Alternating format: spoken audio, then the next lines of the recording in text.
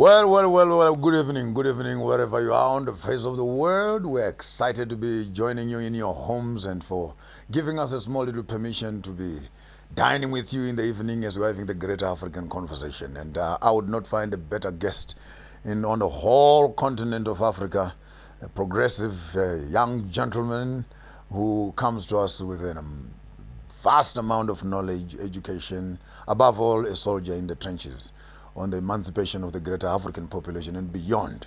Who else can you guess for you tonight? We got Andile Mtana himself in the house, and welcome and send some greetings to the viewers out there. I'm very pleased to be here. Yeah. I've been checking your stuff. at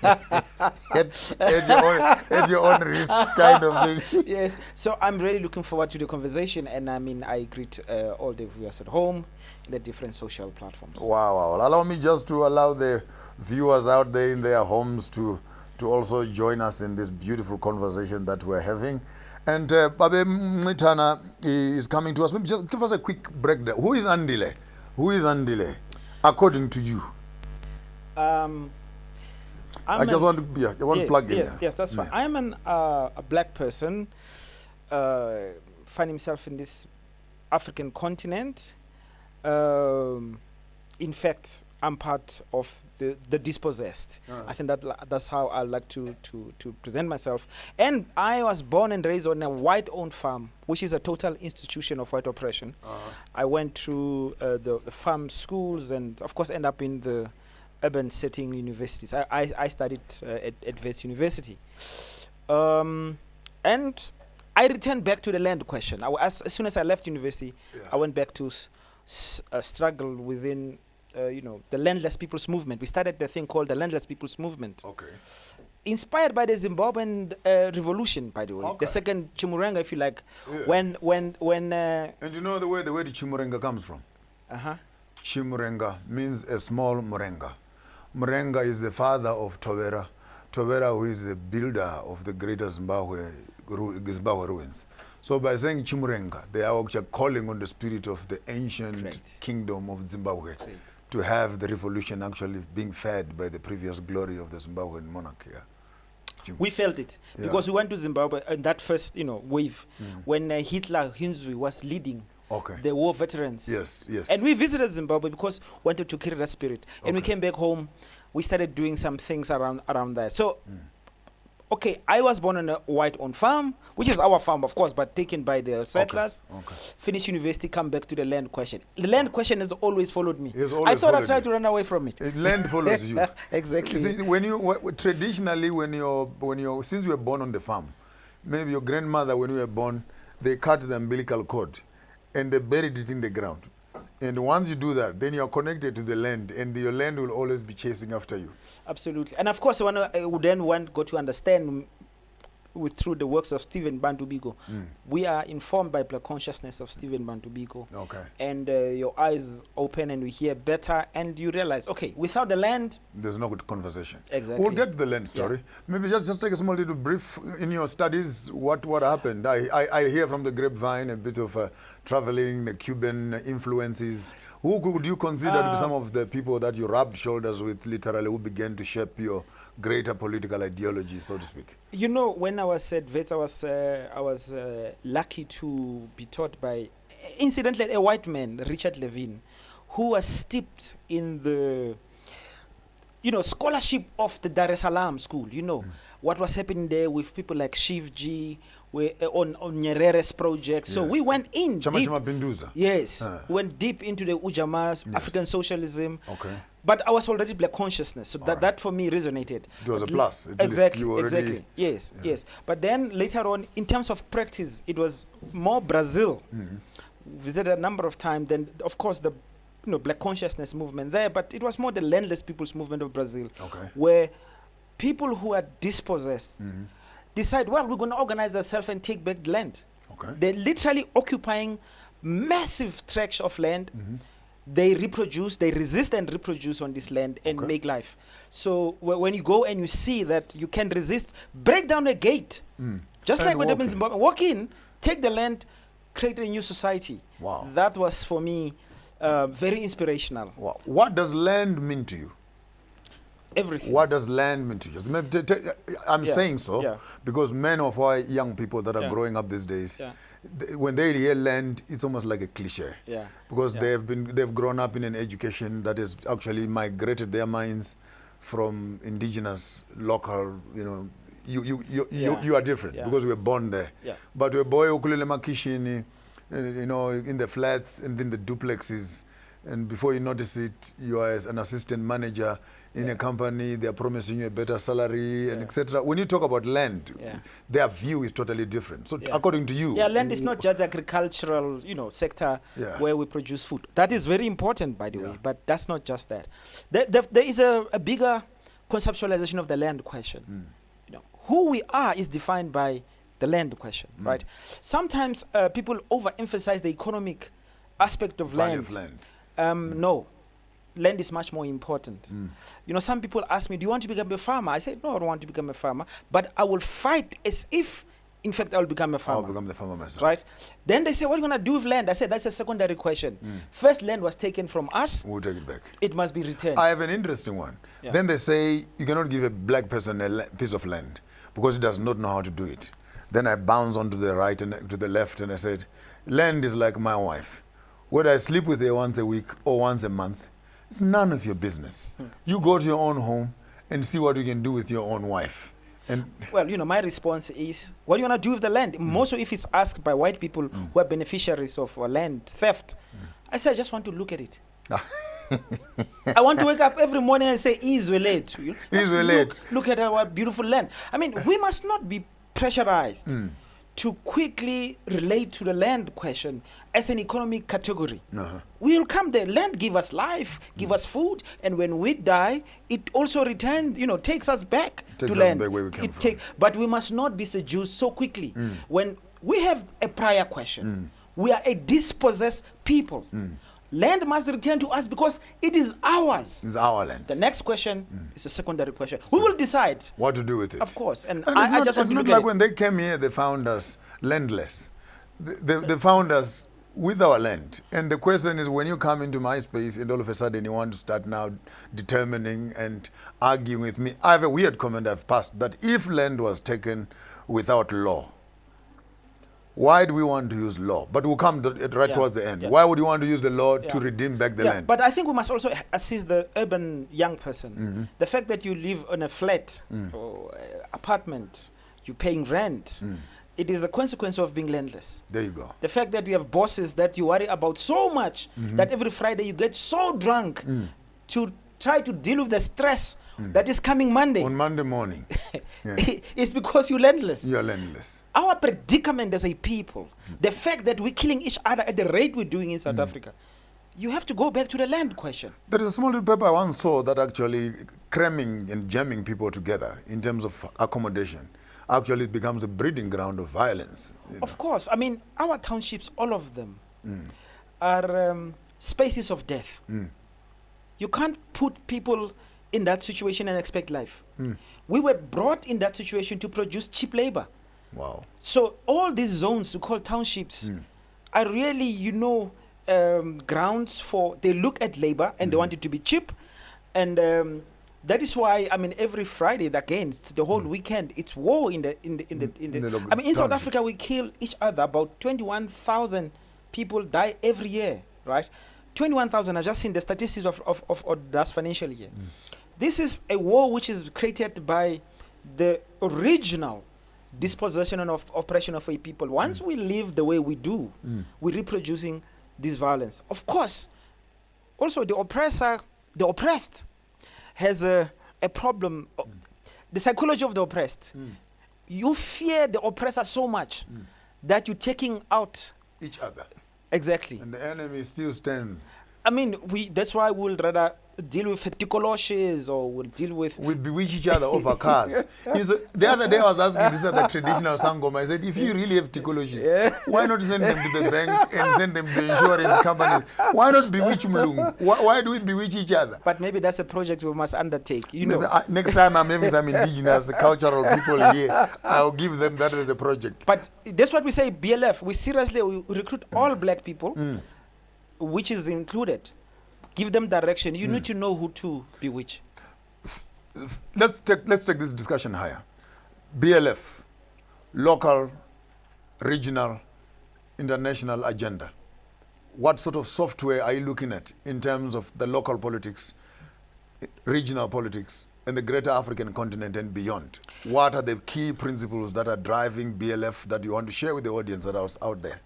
You know, your show is called Sankofa. Sankofa, yes. In the BLF philosophy, we explicitly adopt the Sankofa approach. Wow. And then quickly Guys, I just found a co-host here. I just found a co-host on Sankofa right here. And this is very important, of course, that we have to look at our past to create the future. We are not trying to replicate the past. We learn from the past to create a new future for ourselves, right? And that is for us what the Sankofa, approach tells us. And then I'm starting high up there. Yeah. Quickly go to Burkina Faso, Thomas Sankara, Yes. as a key value in terms of what leadership, political revolutionary leadership means. Yes. Steve Biko gave us the black consciousness philosophy back home. We respect a lot Sobukwe. He emphasized the land question, black first, land first. Black Biko, land Sobukwe. The Sankofa and the Sankofa approach is how we deal with the history. Yeah. But the one example, and young people in particular who are serious about change, you have to Go through study Thomas Sankara. Thomas Sankara, yeah. He give us, this man has the possibility to steal, to enrich himself, to amass all this wealth. He doesn't do this. He does something completely different. That is what must seduce young people. The possibility to change the circumstance Service. of our people. Service for the people. Absolutely. I mean, Wow. they end up, of course, murdering him. Sankara, we must not allow them to murder Sankara. Another Sankara He again. cannot die. And the way we can make sure that he lives on is to make sure that we learn from his The example. colonial knee has been sitting on the African neck for quite some time. It's 400 years later. Let's push on to the next button and ask the question. As far as you're looking at the Sankofa concept and business and land and business, what is this delicate relationship that the African child is not aware of, and the involvement and the playing of land, that we can actually leave 10, 15 hectares at home and run and come and do cuckoo at the back of Sandton to survive? Where is the black child missing the value in terms of business? Whereas the Afrikaner boy is running from town and is going back to that same piece of land and utilizing it, becoming a millionaire, having access to funding, have access to insurances and etc. Where is the black child missing it? Because I see two exodus. While we are running away from the land, the colonial system is actually running to occupy the same land. Where is the black child missing it? How is business linked to the land? I think for us, you are black before you're a business person. Yes. And that applies to all sectors of life, right? Black business is not going to succeed if we don't, under these current circumstances, consider it part of the battle, part of the war to reclaim our countries, and reclaim our power. Our power is exercised. And because, I was just thinking about how in Kenya, Odinga, he started back then. He was a very successful business person under colonialism, but the colonialist power destroyed his businesses, just like they did with the Black Wall Street in the US, Yes, I remember where our that one. people were hugely successful. Banned all those businesses now. So without political power, revolutionary political power, to support our businesses, our regeneration in all aspects of life, we're not going to succeed. So what does it mean for a business person today? You have to understand yourself as in being in trenches, as part of a bigger war. Because otherwise, the way we call white monopoly capital in South Africa, my brother, even if we were to try a business and we succeed, we'll find that 70% of the products we want, the inputs come from these guys. And when we succeed, I've seen They just squeeze you. there's a guy in Yeovil. He was selling nice pork ribs, and he got them somewhere cheap, and we all flock there. Those who eat pork. And then when I went back there, he wasn't there, and I meet him. So what's happening? He said, you know what? They just raised the price. It's impossible. Yeah. Because I don't have. And they just kicked him out. I don't have black suppliers. Yes. They squeeze me out of business. So it's a revolutionary project to be a black business person. That's why you must be so aware. And of course, you must give us good service. Good service. I want just to keep that a little bit as a part of our education process. That maybe the African child is missing out on the value chain. Yeah. You know, it's one thing to wait in Yeovil for nice 150 grams of pork chops. Yeah. But the question is that how has it been brought here? Transportation. Yeah. How has it been packaged? Yeah. Marketing. Where does it come from? Who has farmed it? Yeah. And where is this? So that land actually is a key component on the value chain. So that the pork chops that you are enjoying at the end of the day, there is a whole entire system at the back that supports that product. We just become salespersons of products generated by the enemy. Wow. But let's bring it to indigenous forms of life. Yes. Now, we do libation, siyahlaba. You know, our people actually go buy a goat, a cow from white men to do libation for our people. I see. So now what we must say is maybe we need to pause until we have our own animals to do our own ceremonies. To do our own ceremonies. Yeah. Our ancestors are not going to accept maybe even a cow from a white man. Our culture then is our spirituality has been colonized. To that level. I mean, the other day I was laughing. I almost died laughing. These are the guy says to me, him is going to get married. Bafuni potili, the one is whiskey, the one with the thing. He says this for what? He says no, the Wamkulus, the people that are underneath, the ancestors, they want whiskey. And they say, but I stood back and actually giggled and said, even the ancestors now are drinking a white beer, you know. It's, you know, the thing is we can always work through, updating how we do things. However, in the South African situation in particular, we need to make all the players understand we are an oppressed, conquered people. We can't pretend to be a normal society. You can't insist that your ancestors want a cow. Where do I get this cow from? And where did they leave anything? Exactly. We have Andile Mngitana with us on the line today. We're having a beautiful conversation here around the greater revolution and relook. It's a relook. It's a Sankofa. It's a backward look, an assessment of some sort. We're going to take you through a small little journey of our political terrain, our economic terrain, a bit of judiciary here and there. We might end up in education if time allows us. Our guest is Andile Mngitana here in South Africa on your show, Sankofa Maponga J. We'll be right back after the break. Don't go away.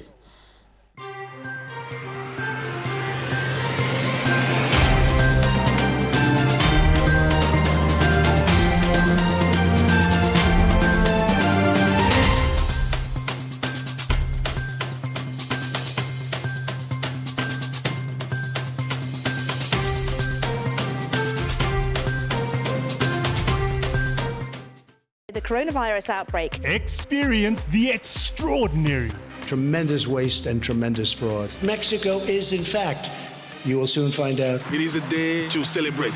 We don't approve at all what's going on. Well, I don't know if it's necessarily unusual. Challenge your ordinary. Not only the government, the municipality here has had no plan.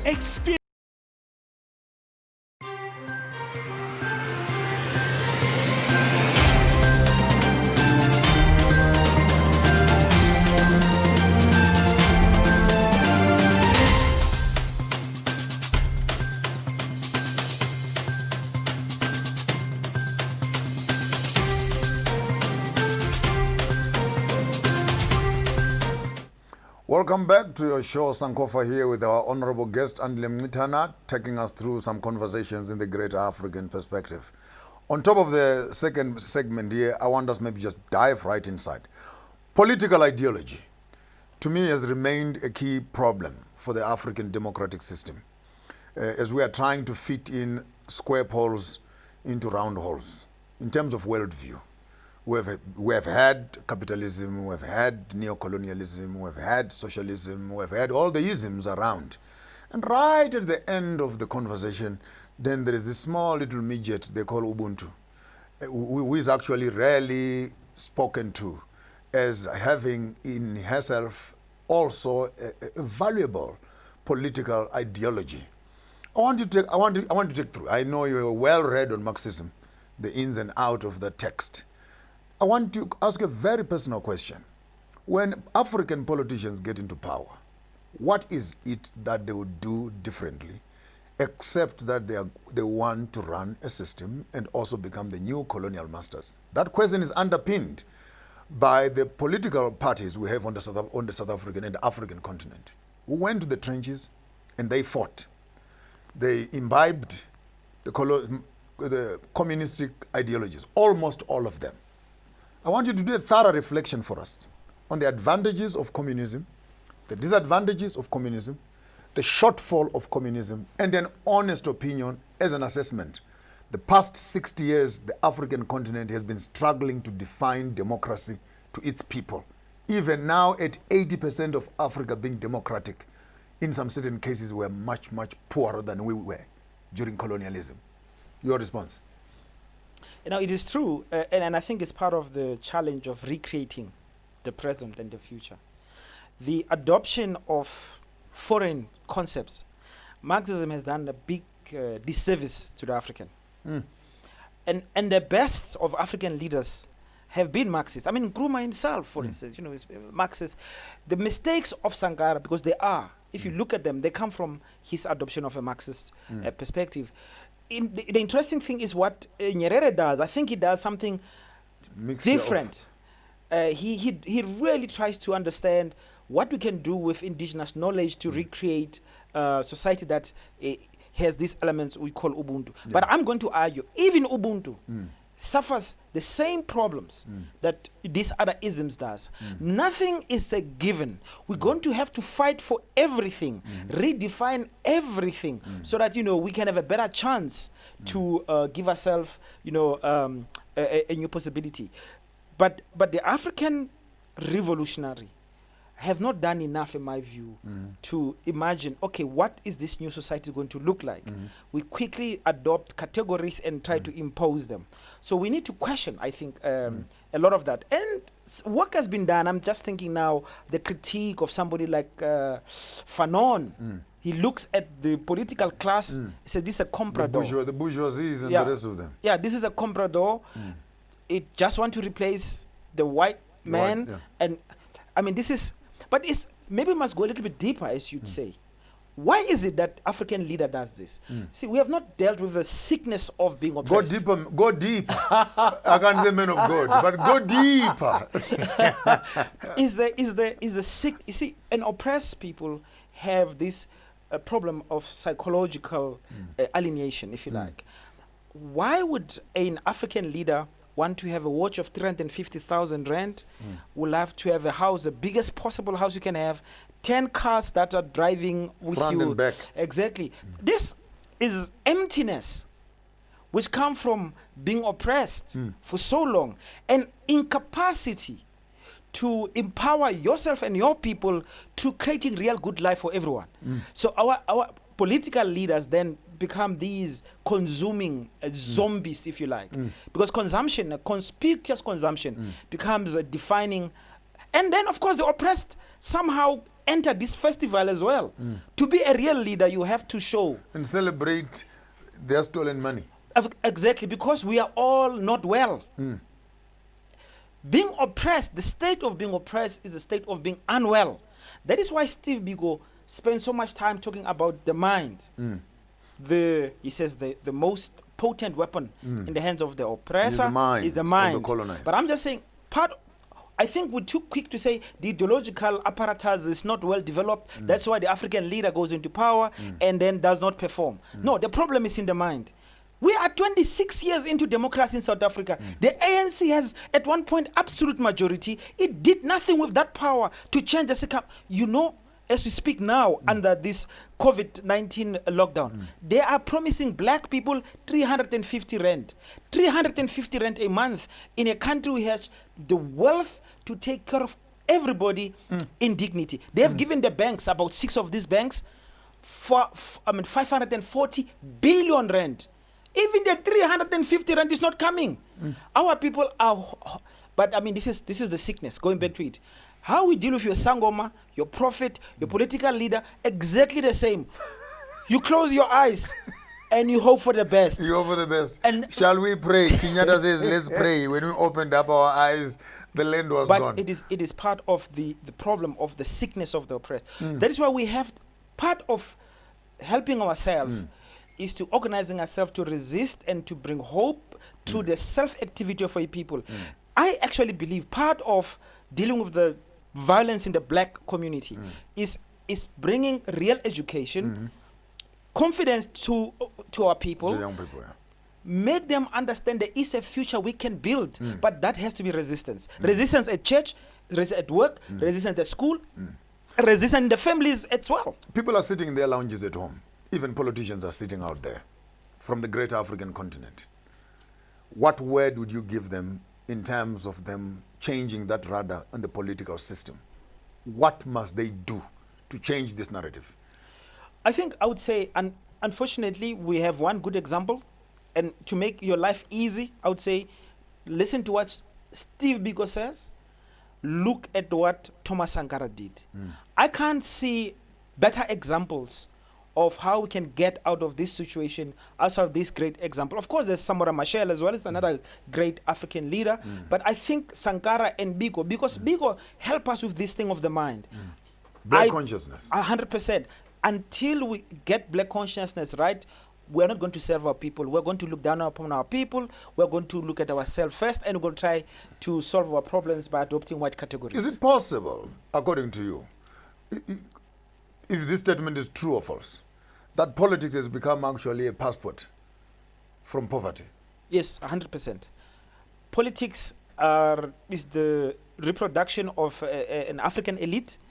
And so this elite use politics. I mean, of course, it's the most evil system. What you do is you use the poor to push yourself up as representing them and the best hope. In fact, those who are most articulate, the demagogues who speak, with convictions, are the best salesmen who quickly go on to top, and our people, just like I said, close their eyes and really hope that this one is the one. And they will follow that one because they really hope. Ceremonious. But that is even, you go to church, your pastor says this is waking up a guy, and you can see this is all a lie. But somehow you convince yourself that this is a miracle. You are an educated person. You are a rational person. You can see this thing is a joke. Common sense does not work in churches. But this is true for my argument. This is true for politics. It is true for religion. For Critique this comment. Religion and politics are entertainment for the poor. Well, that's how the ruling classes have done over the years. I mean, you make the poor. You see, let's just put it this way. I do have a problem with also why are the poor available to this entertainment? So these are victims, I'm going to argue. And victims of oppression, these alienated beings, hold on to any hope that is provided. And the politician and the religious man know how to play the game of hope. What are they selling? Well, of course, precisely, they're selling hope. That's what they do. Hope. They're selling hope, and they use. They say to you, "Fakimali zobona." Exactly. Your pastor says you must give them money for you to get money. The politician says, "Give me your votes, and then I will do something." Right. So, and I say this as somebody who plays in the, if you like, in the political space. And our attitude is this: we need to use politics to end politics. We are anti-politics essentially. But we understand that the political system, that's where power is located. Now we need to come in as a Trojan horse to come into that space and change it from inside. Yes, but not just. We will never do just inside. If I go to parliament, I will not just be a parliamentarian. I will be a parliamentarian using parliament to say exactly the things that we are saying now to educate and organize outside of parliament. Look, I'm a revolutionary. What is my fantasy? Is to see Parliament actually go up in smoke. That's what I actually want. Burn the building down. 100%. And we will be inside. And when our people come from outside, we will be the ones shaking the Molotov from inside. Let's there. step a bit higher. There is the economics with the land on it and the relationships and spirituality that is there. Second level, there is our politics, and which has been sponsored by the economists. The whole issue of state capture comes in terms of sponsorship. Third level, judiciary systems. Judiciary system. How does this pen itself up on the African ideology of democracy and constitutionalism? What type of a monster is a constitution on the subjects that we are discussing? What is it what is the hamstring in the hands of the politician who has actually become the new colonial master? When colonialists arrive, they bring 3 institutions after they take your land. Or sometimes if they come as missionaries and you allow them, firstly they put up a church. The church is also school. So they are schooling you in their ways. Then they put up a police station, and of course attached to it is a court system, right? So they're going to make sure that you comply. And then they bring the bank. Okay. So these 3 elements. One more time. So the church. The church, and it's a school. Yes. And The the police station and the court. The court And and the bank. That's a nice one there. That's Exactly. a nice one. And of course You make it sound like these are missionaries and mercenaries having tea together, you know. Of course, this is what. Of course, you resist. Some of our people resist. We incarcerate you. Yeah, we bring the bullets. Yeah. I think we must go back to Chinua Achebe's Things Fall Apart, because this is the narrative of The what happened to center is us. no longer holding. It's no longer holding. And they will bring these missionaries, then they'll kill our gods, our ways, and then, of course, once we're available to them, we are oppressed. And those who resist end up like Okonko in that in that novel. In the book, yeah. Exactly. So your Marginalized. question of the judiciary. The judiciary is part of the colonial construct to enforce the rule. In South Africa, our constitution, do we call it our constitution? This is an evil document, which... How so? This document written by the colonialists to make sure that it legitimizes land dispossession. But not only that, it calls the African legal system a customary law.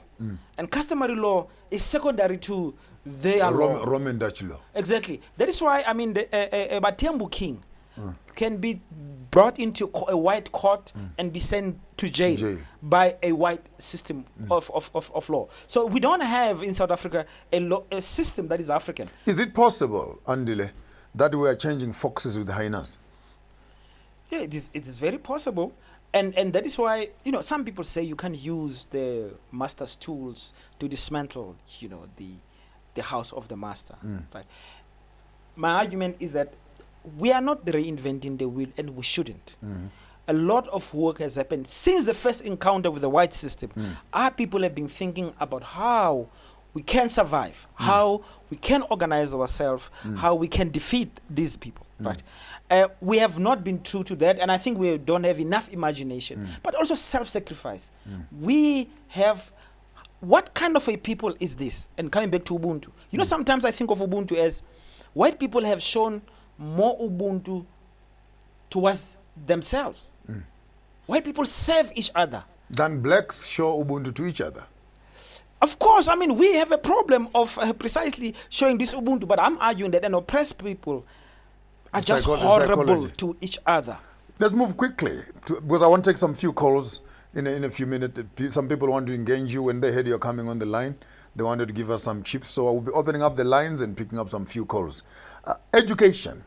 If you are given an opportunity to educate the African child, and propaganda, which is a media space, what sort of message would we want to be sharing and sending out to the African child?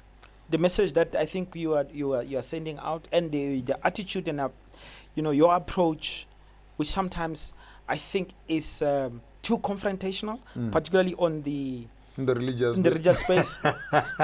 I say yes. The bishop is asking the right questions, but the manner of asking these questions make a lot of people to bottle up and to be defensive. And I don't want to lose these people. That's why I go to church. I go to the biggest churches. Prophet Bushiri, I go to his church as well. Okay. And there people are very hopeful. And also, I went the other day to a church, Khabula Church. This guy is using alcohol. Yeah. Ungenile pa. Yeah, I went. Bakubetha No, I stayed away. Okay. No, but part of what the teaching, and I'm interested in the method of how we ask questions so that people can start thinking, right? I keep on asking this question. You say, and it disturbs Christians when you say, but the Bible you use is a doctored document. It's edited. And people say they back off. I say, well, if those whites in Rome and everywhere actually were able to remove chapters, why don't we add chapters? Yes. Why don't we say, well... I've started writing the gospel according to Maponga J, which is beginning to cause a bit of riff-raff again on media. But having said that, I would like to capture just one thought that is flying past my mind. The revolution that we are intending to run, we know that those in power will not share power without spilling blood. Yeah. Because power is toxic. Yeah. It is on levels. And there is this, I want you to give me a commentary on training of leadership. Why does the African leader always feel threatened, undermined, or finds a reason to minimize a person or a young person who has a contrary view to their ideology, whatever they want to call it? Because some of them, it ends up not being an ideology. It ends up being entertainment. Because for crying out loud, you went into the trenches to bring to the people a piece of land. That was the mandate. You come back into government and say, no, we're not going to be discussing this thing. Let's discuss RDP, let's discuss everything else. No, but guys, we didn't go to war to share toilets with whites. We can build our own toilets, for crying out loud. So we can't even call it protection of an ideology. What is it with Africans and power? The crop of leadership that comes out of the post-colonial situation quickly become frightened men. Frightened because they've not delivered to their own people. And so now they spend, all their armies are not fighting anyone but their own people. The police are fighting their own people because they've just occupied the position of the colonialists who have left in many situations. Yeah, the colonialist is here, and I think white people in South Africa are like, why didn't we give these people political power much longer? These people are good people. They want nothing. Exactly. I mean, everything is as it was. We are in Alexander, they are in Sandton. Every morning we must see us walking there to go to work for them. Some of our politicians, they just come on to Sandton as well. In fact, some of them, they have been invited to exclusive clubs. Apparently there's a polo club here somewhere here in Sandton where those claim to be Marxist Leninist revolutionaries are special guests there. When everybody is not there, they can run their deals.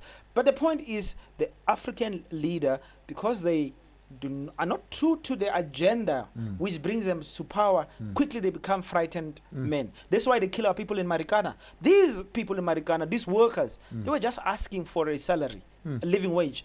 And the man that is responsible for that is elected president. This is another thing also that doesn't make sense. How does a nation allow somebody implicated in a massacre to become your next president? Next question. We can't breathe. Compare Marikana and George Floyd. We can't breathe. In your own world, what does that cry say about the African? We are oppressed everywhere. This is the first statement that we have to admit. What happened to George Floyd is what's happening here every day. Just in this lockdown, our own police and army have killed over 10 people in South Africa. We don't know their names. In fact, the media does not even report on this anymore. We have stopped counting, by the way, people are being murdered by the South African police. And then our government that murders our people says it is in solidarity with Brother George in the US. What I have found very troubling is how people killing their own through these states which have been they inherited from the colonialists, find that they can do this false solidarity with what is happening in the US, when in fact it is happening here At every home. single day. A woman in Krugersdorp is killed with an 8-month-old baby a few days ago. We are a people at war with itself. I want to also be a little cautious, because it's so easy to run with the narratives of false solutions that have been provided from these white universities. The black man is seen as the problem. And of course, the hand of the black man is the one that does the killing. He's on the crime scene. I mean, of those 21,000 people I've mentioned, 18,000 of those are men killing each other.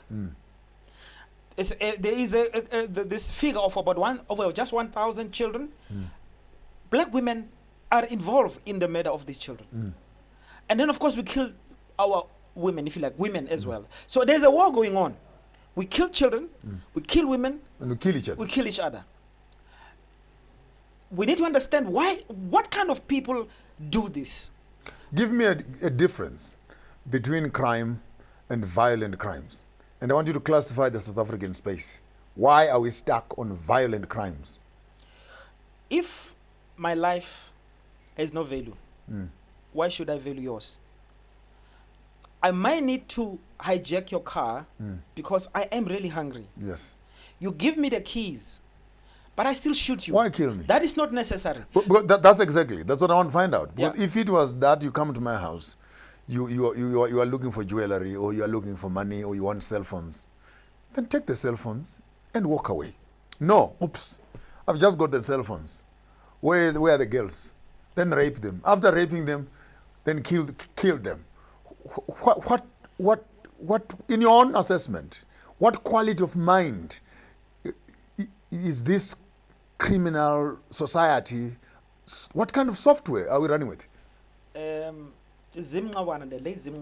My friend, by the way. He's the one who taught me the tenor sax. I used to go to his farm, I know, zoology. Zimology. As you drive towards the south. Yeah. But I could only take so much, because his performance demanded too much. If you really get into it, I mean, I often avoid. He would absorb you in. Yeah, but I mean, so he says the problem is vandalism of the spirit, where they vandalize people. I mean, they went there, by the way, to the grand piano was, They destroyed it. Exactly. And he still little shiny things. He even played it for me in its off key. And he says, my brother, don't worry, man. I know. Don't worry, man. Let's just play this thing. And he would clatter some notes in there. I'm slamming musician my own right. I'm saying, Chief, we need to tune this thing. He says, no. This is what the society is all about. Exactly. But so that question, this practice, this violence, which is irrational, which is not functional completely. It is part of a vandalized soul and spirit, and of oppressed people who have been removed from who they are. And until we resolve this question in South Africa, I can't see how this violence is going to end. And I do want us to seriously think about, in the medium term, between now and the revolutionary outbreak of revolution, how do we take care of each other? How do we protect one another? Are there things that we can do to achieve that? To achieve this. This violence is too much. It's too much. Something must happen. What's the difference between xenophobia and Afrophobia? Well, xenophobia is the fear of the foreigner, and that does not exist in South Africa. Because if we feared foreigners, people will be going back to the ocean, or they will be packed in the airports, and they'll be going back home in Europe, because those are foreigners. That would be xenophobia. That will be xenophobia. It's very strange in South Africa when we talk about the foreigner. We don't talk about the guys who arrived in 1652, take your land, make you a slave, put you in townships and squatter camps. That's not. This is the victory of the colonial project. That is why it brings the church and the school, because it gives you the consciousness of the colonizer. You know, Chinwezu says it is like a mouse which has been given the consciousness of a cat. You imagine yourself a cat. And you're still a mouse. But you know what is moving worse? What happened when the cat gets hungry? You will eat you up. They see. But when you see it, you go and to give it a hug. Because in your mind, that is one of that's one of me. us. Exactly. He's eating food. But you have food. Quickly, we are on the African terrain. Passports and borders. Yeah. You know, we need, let me just say, you need to bring me back. I want to talk about what I call Nkwame Nkrumah's Pan-Africanism versus the Pan-Africanism of Cecil John Rhodes. We must remember Cecil John Rhodes has a project from Cape to Cairo. Same project that we, Nkrumah, tried to overturn. I'm arguing something controversial. I'm saying Cecil John Rhodes, of course, from Berlin, they needed the colonial border to plunder Africa.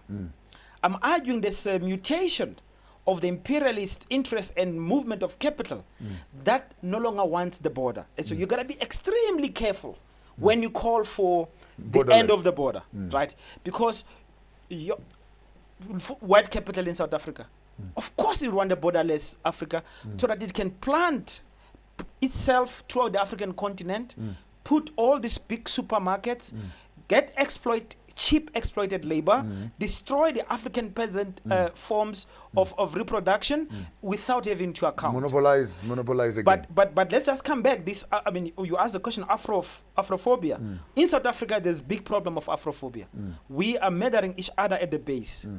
I'm arguing that this is function of capital. So what capital has done, it wants cheap labor from outside South Africa, undocumented. Yes. Because local labor becomes expensive. Exactly. Repress the South African labor market. Now what you have here, you have South Africans who can't accept those jobs because, I mean, it's as good as not being employed. Yes. And then you have your brother and sisters from outside who are struggling and they can live perhaps, I mean, look, migrants everywhere on earth have a way to sustain much better. So now what you have at the base, you have people fighting. Conflict.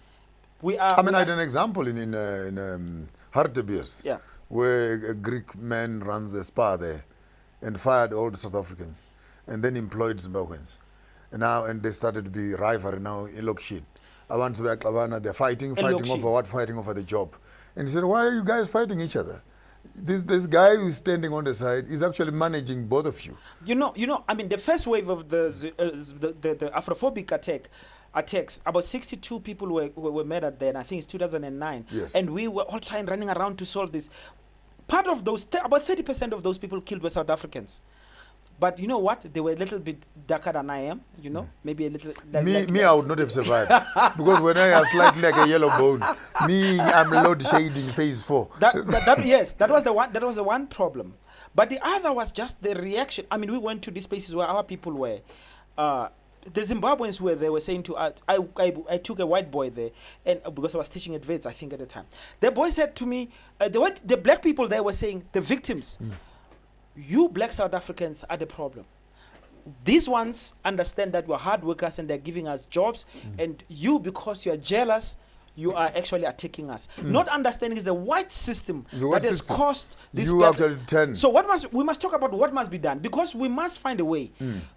In South Africa, you have these two extremes. The one is my brother Julius Malema with his, I argue, the Cecil John Rhodes Pan-Africanism, and we can talk another time about that. Yeah. And then you have this madman, Herman Mashaba, shut down the border, criminalize everyone. Both of these are false situations. What we need, first, South Africa and Zimbabwe. The problem we have here is the influx of Zimbabweans because of the economic hardships of Zimbabwe. We have a responsibility as South Africans towards them. We can't allow those mad men running Zimbabwe down to continue to do so.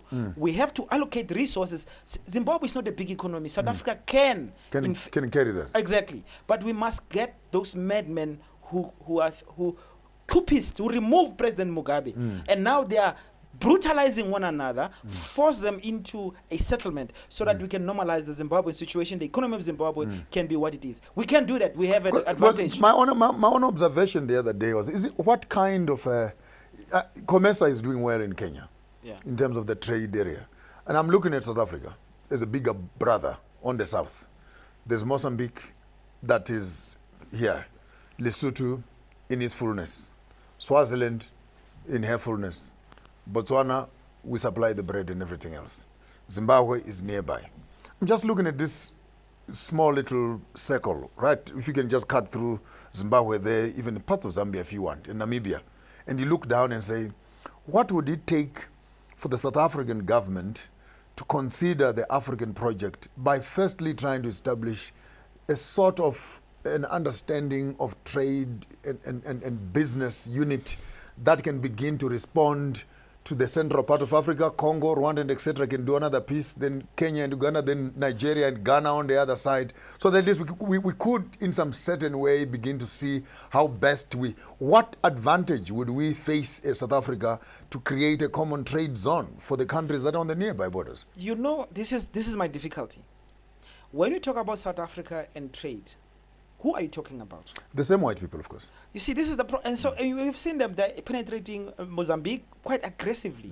And the Mozambican state is beginning to give them land, and they will destroy the Mozambican agrarian sector, certainly. And then, of course, I mean, using their supermarkets. I mean, they are also importing cheap, here's the thing, get cheap labor from outside South Africa, produce goods, and then send them back to your own country. So you destroy. Hold here it right and there. We'll be back here after the break with your host here, Maponga Joshua, on your program Sankofa, and we are so happy to be listening to some of your commentaries here on our social media space. Our lines are open, and I think the number should be appearing somewhere at the bottom of the screen there. For those of you who might want to call in, our guest, Andile Mngitana, is in the house having a greater conversation on the African continent and the agenda of taking this Africa country back to... Just before we go for the break, we wake up in the morning, Andile Mngitana is the president of Africa. Tell me 3 things that you would do. Africa. Just 3. I'm giving you the whole continent. Yeah. Tell me 3 things that you would do as a president. First thing, I kick out the World Bank and IMF. Number 1, kick out the financial system. Number 2, harmonize the army. Harmonize the army, one national army. So it's one African bank and one African national army. Number 3, I say let's redistribute the wealth equitably amongst our people and direct ownership. Not this stuff that the state nationalizes and owns. No. The people own, the state guarantees that their you heard it from the horse's mouth. Don't go away. We'll be right back after the break and picking up Andile Mngitana's mind again on his ideas on the greater African continent. Your host, Maponga J, hanging right there. We'll be right back.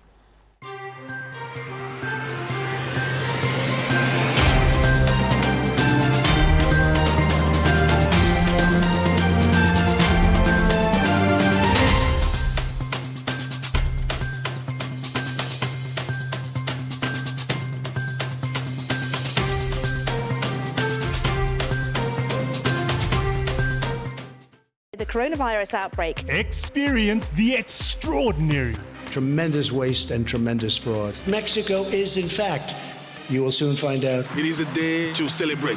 We don't approve at all what's going on. Well, I don't know if it's necessarily unusual. Challenge your ordinary. Not only the government, the municipality here has had no plan. Experience the extraordinary with StarSat.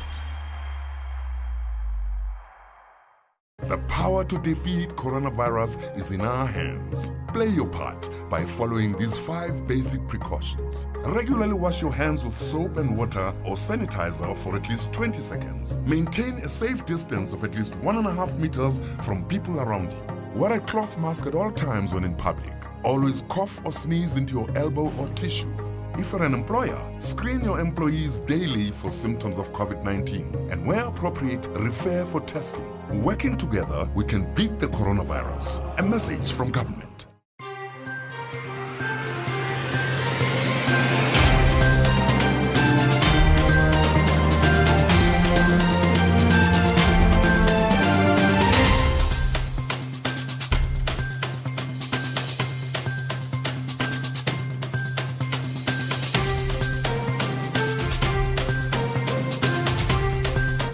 Welcome right back, and thank you very much for joining us for the greater part of the evening, for giving us permission to be sitting with you in your lounges as we are discussing the greater African agenda and how BLF is in the house, the president is here himself. That Andile Mnitana, and I can read some of your comments here. Yes, kushushu apo, but kushushu means it's hot in the studio there.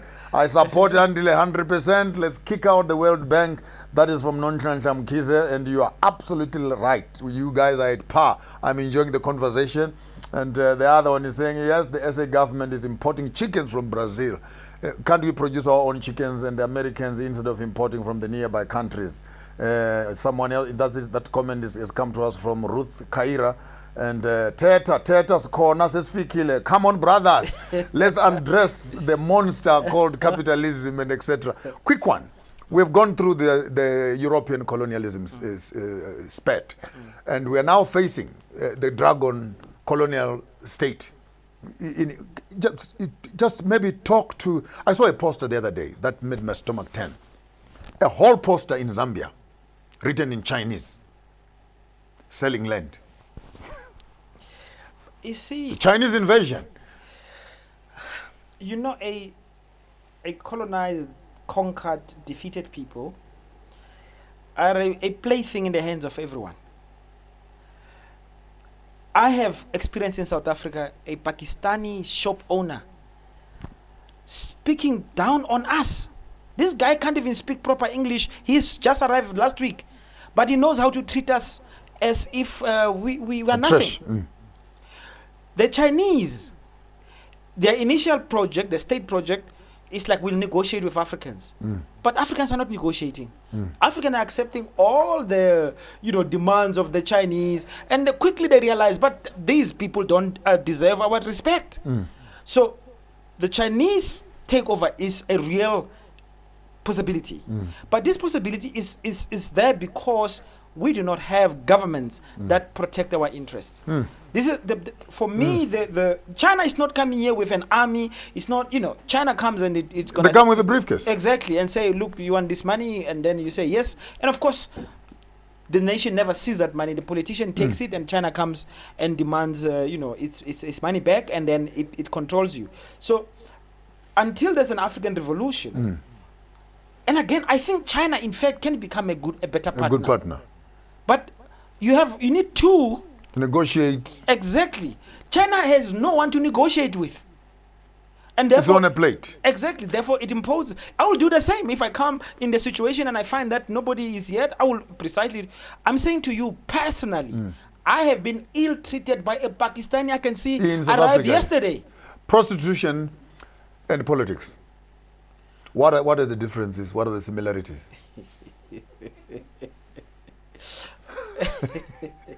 No. I mean, let's talk about politics. And I think we have gone through this theme. Our politicians have no serious commitment to any moral standard. They're available for sale, to be bought. And they are bought. I mean, in South Africa, a classical case. The president, sitting president, when he has a difficulty in his own party to become president, because there was a time when the Nkosazana Zuma, slate was saying radical economic transformation, want land and all these things. White capital got a big fright. With the Zuma last few years, they got a big fright. They thought if Nkosazana Zuma becomes president of South Africa, these things are going to happen. What did they do? They just put money together. 1 billion rand was given to President Ramaphosa to buy the ANC conference to become president of the ANC. Of course, automatically, you become the president of the country. This is not speculation. Our public protector has done the preliminary research, investigation, and in fact, it's come out that this man, our president, as we speak today, is a bought man. Now, I don't know the Let's use the normal language, state capture. He's a captured man. Well, it is actually worse. And this is the difference between us and colonialists and us and white people. Ramaphosa has been prepared for this role since the 70s. In fact, you must go see his relationship with the Oppenheimers, who, by the way, are part of, they gave, of course, above the table, 10 million rand for his. Can you believe the Oppenheimers give Ramaphosa 10 million rand to contest the ANC conference? How do we allow this? How does South Africans allow white monopoly capital, those who stole our land and have our mines and have our economy, to literally give money to one of us to go to a conference and buy it, and then we call that person a president. He's not your president. Let's come home a little bit. I'll give you a few bullets. In one sentence, punchlines, a comment or an advice. I'll call the name and you shoot. DA. Oh no, they must just go home. EFF. They must come back to the revolution and they must abandon their love for whiteness. ANC. The ANC, I don't know what to say about the ANC, to tell you the truth. I mean, the ANC is, let me just say that, let it look inside itself and its soul searching. Because if it did, it will be frightened to what it's going to find. Christian Democratic Party. Maybe they need to discover God. That's quite interesting. They need to discover God. Let's just swing around. Thank you very much for that honest punchlines that are there. Let's pick up this other interesting corner. That's an interesting corner. Corona. What would be your comment on Corona? Corona, COVID-19 kills. It exists. Is it created by the Americans or the Chinese? I don't know. But the evil about it is that white power, global white power, is using it to solve its problems. Problems of accumulation. In South Africa, let's just say how they've used it. Frighten all of us, of course. Then they're taking over the economy completely under these conditions of the pandemic, right? I mean, workers are being, as we speak, retrenched with no kind of law being followed or procedures because they say that there's COVID-19. They have gone into the economy, they are privatizing, they're taking over everything that under normal circumstances would have resisted. But that is true for probably the whole of the world. So COVID-19 has become now the cover to which evil is being perpetrated. Absolutely. Let's punch another. When we should be going to Madagascar to get I was punching the next one. Mhlonyan, Yes. indigenous medicines. What's your take on that? This is the future. This is the future. People who are serious about health of our people are studying very hard, and they come to the same conclusion. We have solved these problems. It is these guys who bring their poison because they want profits. You know, in Limpopo, by the way, people who are producing umhlonyane are being arrested. They are now saying people must not sell umhlonyane because they claim it is now all of a sudden a protected species. But we have always used this, and we know how it solves our problems. The future is, again, the Sankofa approach. Go back to learn. My father was actually a medicine man. He always went out to the mountains, brought stuff, roots, mixed, and healed people. Healed people from, I mean, there's a guy, you know, another time we're going to talk about it, who became an Olympic medalist. My father actually sorted his problem. This boy. Yes, yeah. Mixing things. Mixing in herbs and stuff like that. And then, I mean. And got him running. 100%. In 2 sentences, compares Santon and Alex. There is no Santon without Alex. And vice versa, in a sense. Santon produces Alex. So Alex is a byproduct of Alex. But they have this relationship where life, to be sustained in Santon, you need Alex to give its all. And until black people understand that divide and walk across the bridge to claim that which belongs to them, we are not yet ready to reclaim this country and to reclaim our wealth. Your final parting shots, I want to throw them in the space of the greater African revolutionary. Can you identify a strategy? If we are to do it, how, when, who are partners? What sort of future can we build? It's one thing to have a talk show. It's another thing, maybe in terms of your space, have you started a conversation with other parties on the African continent? And if young people want to join the trenches What sort of software can they access? Where can people find you? Where can people can reach you? But I want just to maybe throw it on your table. If you are given the African continent and the greater agenda, what would you consider to be a strategy towards the great takeover or towards the great education or whatever you want to call it in terms of the greater African continent? We must not reinvent the wheel. A lot of work has already happened. We have to go back to see what is the agenda of Kwame Nkrumah. What was he trying to do? Why did they fail? We have to learn from our own history, but also we must become revolutionaries. The problem is that young people don't maybe it is the failure of elders. We have not provided a critical framework to assess. You know, when I stand up and I say, I love Africa, everybody says I'm a leader. We listen to what people say, and we also not look at the contradictions, and some of them too deep. You give that person power, they will destroy you because they are not speaking for you. They have other masters. So I'm just saying, firstly, we need to sort out the ideological program. What is ideology? Ideology is critical. Critical. Because that is where the philosophy comes from. You are a good thinker and a good writer, Andile. And once in a while, I would push you and say, when we talk about ideologies, do you have any work that you have done so far that you can refer to where young people can, is it in process? Is it something that you have thought through? I have done some work. Because without software, no matter how beautiful is the hardware, it's as good as nothing. But I mean, you know, a lot of young people across the African, we were talking just to a brother from Liberia the other day. You know, we have the technology to talk today. There's no reason why we can't have an Africa-wide conversation about an African agenda. This must be a product of conversation. But I have done some work. I mean, right now, if you go on Facebook, you just go, blacks can't be racist.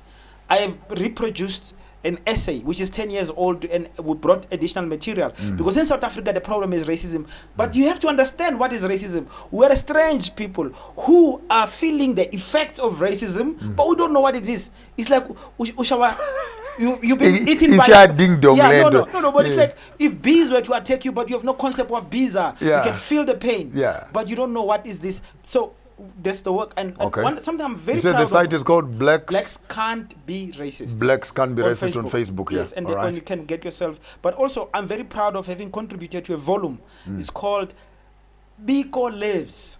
Biko Lives. The Contested Legacies of Steve Biko. I'm one of the co-editor. And we brought together amazing a group of writers there. Yeah, Biko Lives. And a compilation of some essays that you have done there. Yes, I mean, we all must do the work of writing. And, you know, maybe another time we must try to talk to somebody like Chinwezu, only because Chinwezu is my intellectual father. And I know that he's in Ghana, it's not in Nigeria. And this old man now has done, in my view, amazing work, and he's thought a little bit further. He's talking about 50 years projects to try to imagine how Africa should be. Chinwezu is still our guy. And I know, I mean, he has problems with Ole Shoinka from time to time. Yeah. They have their own clashes. I just got a whole set of Sole the other day when I was out in Nigeria there. Some interesting reads of stolen gods and stuff like that. But interesting piece of work. I'm with Chinwezu in that divide. All right. Yes. Well, ladies and gentlemen, you heard it for yourself tonight with Andile Mngitana here, who has taken us through a small little crash course on political issues. I will surely bring him back, and I can tell you we're going to be picking up his brains. And for tonight, I can almost tell you and be very confident, economics buys politics, then politics appoints judiciary, then judiciary legislates propaganda and education and media. Every politician can be bought for a price. It's a prostitution party. I hope that while you're listening and you are voting in your various countries, that you are not swapping hyenas with foxes. What are we looking for? We are not looking for cosmetic changes. We're talking about real power. Land is our passport. From it we came, to it we shall return. And when they take our placentas and our umbilical cords and they plant them in the ground, that is our title deed to the land that we belong. And every African must learn to look after the land. Without land, it is illegal to reproduce. And without the first wife, which is land, you cannot get the second wife. Until we see you again, hanging right there, my booyah, Africa.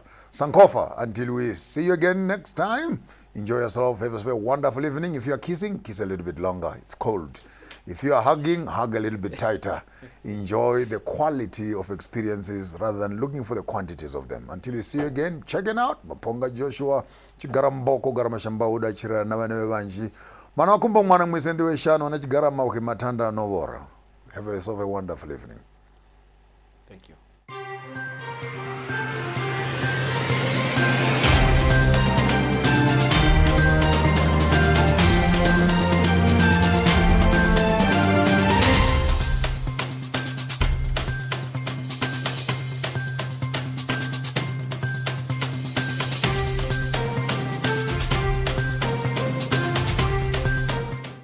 The coronavirus outbreak. Experience the extraordinary.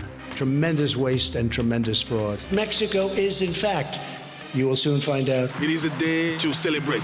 We don't approve at all what's going on. Well, I don't know if it's necessarily unusual. Challenge your ordinary. Not only the government, the municipality here has had no plan. Experience the extraordinary with StarSat. The power to defeat coronavirus is in our hands. Play your part by following these 5 basic precautions. Regularly wash your hands with soap and water or sanitizer for at least 20 seconds. Maintain a safe distance of at least 1.5 meters from people around you. Wear a cloth mask at all times when in public. Always cough or sneeze into your elbow or tissue. If you're an employer, screen your employees daily for symptoms of COVID-19 and where appropriate, refer for testing. Working together, we can beat the coronavirus. A message from government.